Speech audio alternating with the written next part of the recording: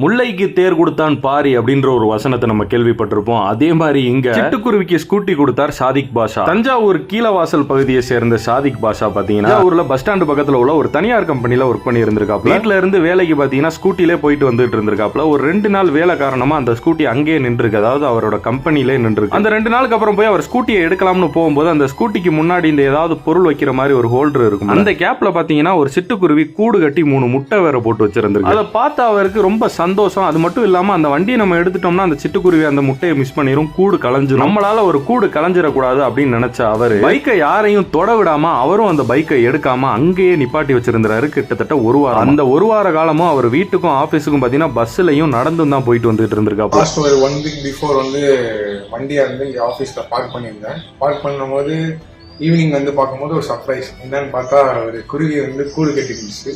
So அது என்னன்னு பார்த்தேன், 3 முட்டை வேற போட்டுருந்துச்சு. ஸோ அதனால அதை டிஸ்டர்ப் பண்ணாம 1 வீக்கா நான் வண்டியை வச்சுட்டு பஸ்ல தான் இங்கே போயிட்டு இருக்கேன்.